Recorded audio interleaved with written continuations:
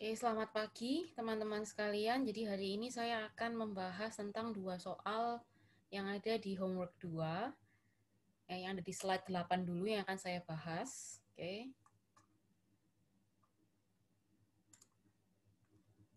Saya pindah dulu ke slide 8. Nah, oke, jadi kalau kita lihat dari soal, ternyata diketahui bahwa barium nitrat itu memiliki kelarutan dalam air sebesar 34 gram per 100 gram air pada suhu 100.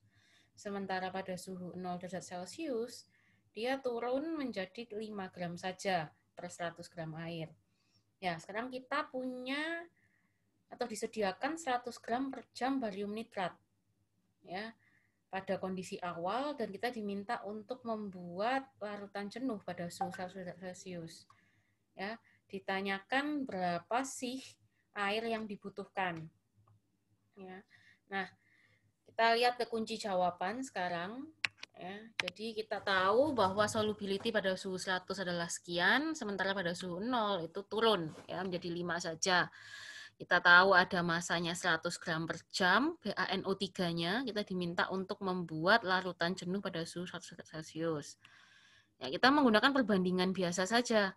Ya, jadi 34 gram per 100 gram H2O itu adalah kelarutan, solubility pada suhu 100, itu sama dengan 100 gram BaNO3 2 kali per jam dibagikan dengan jumlah H2O yang dibutuhkan, which is X, masihan kita nggak tahu. Ya, nah, sehingga dengan pengalian silang kita tahu bahwa nilai X adalah 294,1176. Ya, berarti pertanyaan nomor 1 kita sudah tahu. Kita lanjut ke pertanyaan nomor 2. Ya, di pertanyaan nomor 2 kita diminta untuk menghitung berapa sih jumlah BaNO3 yang membentuk kristal hidrus BaNO3 2 kali. Ya, jika saturated solution di nomor 1 tadi pada suhu 100 didinginkan hingga 0. Ya, diketahui bahwa ternyata kristalnya itu bukan kristal anhidrat ya, melainkan kristal hidrat yang mengandung air. Jumlah airnya berapa itu diketahui di soal, 4 gram H2O setiap 100 gram BaNO3 2 kali.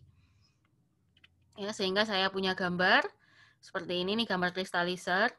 Ya, F-nya masuk, komposisinya sudah diketahui di soal nomor 1. 100 gram BaNO3 2 kali, H2O-nya 294,1176. Kita lanjut ke mother liquor. Ya, diketahui mother liquornya itu pada suhu 0 kan.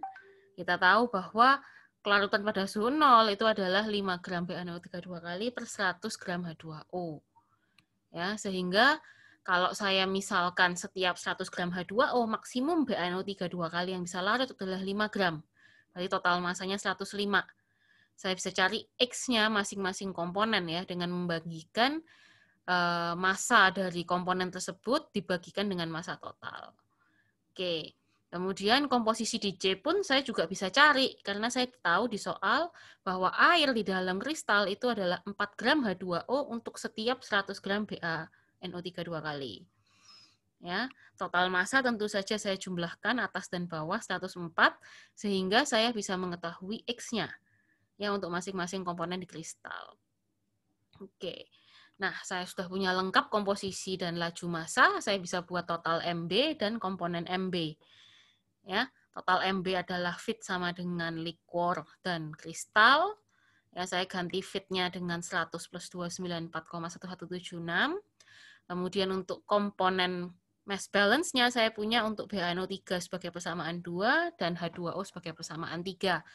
Ya, saya isi fraksi massa ya untuk setiap L dan C. Kemudian saya gunakan persamaan 1 dan 2 untuk eliminasi. Ya, saya kalikan persamaan 1 dengan 0,9615 untuk menghapus C dari persamaan 1 dan 2. Sehingga saya tahu L. Nah, saya tahu L. Berarti untuk pertanyaan nomor 3 saya sudah tahu jawabannya. Ya, 305,2238. Nah, untuk pertanyaan yang kedua, ya, nah ini saya tinggal mengurangin dong, karena saya tahu F sama dengan L plus C. C sama dengan F minus L. Jadi saya tahu bahwa C-nya adalah 88,8938. Nah, yang ditanyakan adalah berapa sih BaNO3 ya, yang terbentuk menjadi kristal. Nah, jumlah BaNO3 yang terbentuk menjadi kristal adalah 0,9615 dikalikan dengan C-nya. Ya, berarti 85,4714 gram per jam. Oke, nah untuk mengetahui apakah hitungan saya tepat atau tidak, ya, saya akan menggunakan persamaan 3, ya, dengan mengisikan L dan C di dalam variabelnya, ya.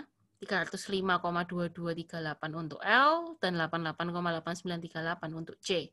Ternyata saya dapatkan kiri dan kanan sama. Berarti benar perhitungan saya. Oke, sekarang saya lanjut ke yang page 12, ya. Saya lanjutkan ke page 12. Oke. Nah, ini ya, diketahui di soal nih, ya. Ternyata kita punya campuran gas, ya. Nah, temperatur T dan P-nya diketahui 15 dan 105. Ya, komposisi CO2-nya 1,2% saja, sisanya komponen lain-lain. Ya, dialirkan masuk ke dalam irregular duct. Nah, untuk meningkatkan konsentrasi karbon dioksida, ya, sebuah aliran tambahan, ya, yaitu pure CO2 dengan temperatur 7 derajat Celcius, pressure-nya 131 kPa, dengan laju alir volume 0,0917 meter kubik per menit, dimasukkan ya ke dalam duct. Oke, saya buat nih gambarnya. Inletnya 2. Ya, yang pertama adalah campuran gas, yang kedua adalah pure CO2. Saya tulis semua keterangannya. Ya, ternyata dari kalimat ketiga diketahui output stream-nya T dan P-nya sama seperti inlet. CO2-nya naik jadi 3,4%. Nah, sisanya adalah komponen lain-lain. Yang ditanyakan adalah berapa meter kubik per menit sih laju alir, laju volume dari inlet. Ya. Oke, nah sekarang saya mulai hitung. Ya. Saya tahu T, P, dan V pada CO2. Otomatis saya bisa mencari N CO2 yang ditambahkan ke dalam irregular duct. Ya. Ternyata ketemu bahwa mol dari CO2 murni itu adalah 5,1575. Ya.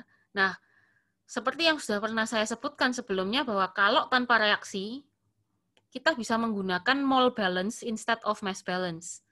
Ya, tapi kalau sudah ada reaksi, kita sudah tidak bisa menggunakan mole balance, hanya mass balance saja. Ya.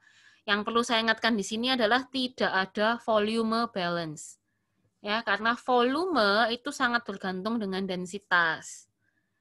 Ya, dan volume itu juga sangat bergantung terhadap kondisi P dan T.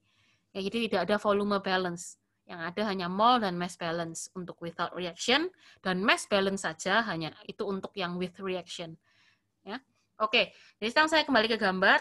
Ada 2 inlet, 1 outlet. Berarti I plus G, CO2 gas pure itu saya anggap sebagai G, sama dengan O. Oke, itu adalah total mass balance saya.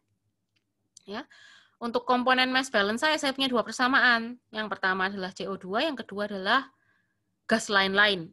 Ya, untuk CO2-nya, ya, komposisi dari I dikalikan I ditambahkan dengan 5,1575 saya dapat dari perhitungan, sama dengan 0,034 kali O. Ya, untuk others, saya tahu dari sisanya I, 0,988 I, sama dengan 0,966 O. Ya, sehingga saya dapat korelasi antara I dan O di sini. Ya. Nah, saya masukkan hubungan ini, I dan O, ke persamaan total mass balance, sehingga saya bisa mendapatkan O. O saya dapat, otomatis I saya dapat. Nah, tapi kan ini masih dalam mol per menit. Padahal yang ditanyakan adalah meter pangkat 3 per menit. Sehingga saya tinggal menggunakan rumus ideal gas untuk bisa mendapatkan volume dari inlet.